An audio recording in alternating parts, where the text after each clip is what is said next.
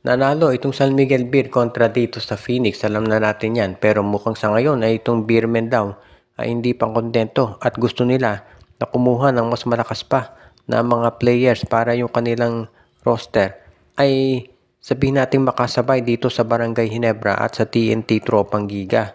At ngayon mukhang ito sa mga reports, medyo sabihin natin nakapagtataka kung matuloy ito, pero mukhang gustong kunin daw ng barangay ng San Miguel Beer itong si Cedric Bearfield muna dito sa Blackwater Bossing at baka isama pa si Christian David. Marami magsasabi na medyo malabo yung mangyari dahil ito'y nakapangako raw dito sa TNT Tropang Giga. Pero hindi pa natin matitiyak kung yan ngayon mangyayari. Kasi yung ahente nitong si Cedric Bearfield ay parehas dun sa ahente ni Mikey Williams. At alam natin hindi maganda ugnayan ngayon ng kampo ni Mikey at ng TNT Tropang Giga. Kaya baka itong si Cedric Bearfield hindi rin malipat dito sa TNT. Unless may makuhang offer abroad dito si Bearfield, huwag na tayong magurat kung yan ay lumipat ng kampo at mapunta dito sa San Miguel. Kung sakasakali na makuha nga ng San Miguel itong si Cedric Bearfield, mag-iiba kompleksyon at dynamics nitong PBA. Dahil alam natin ito si Bearfield, pwede yan na maging franchise player.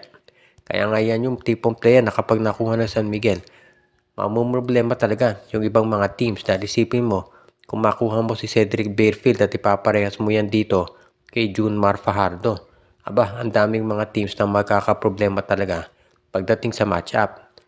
Yun nga lang, ang magiging issue dito, sino naman kaya ang ite-trade ng San Miguel kapalit ni Bearfield? Dahil sigurado, matindi rin ang hihilingin kapalit niyaman itong si Coach Jeffrey Carriazo.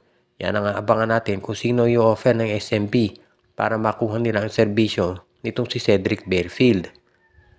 At napag-uusapan yung mga players na posibleng mag-move.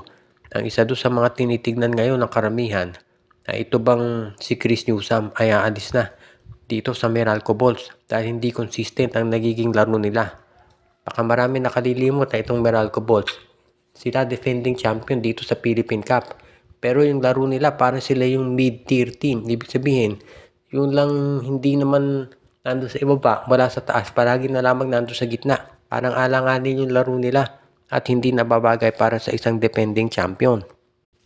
At dahil dito, marami nagsasabi na baka magsawa na ito si Chris Newsome ng kabubuhat dito sa kupunan ng Meralco at tuluyan na itong mag-request na matrade.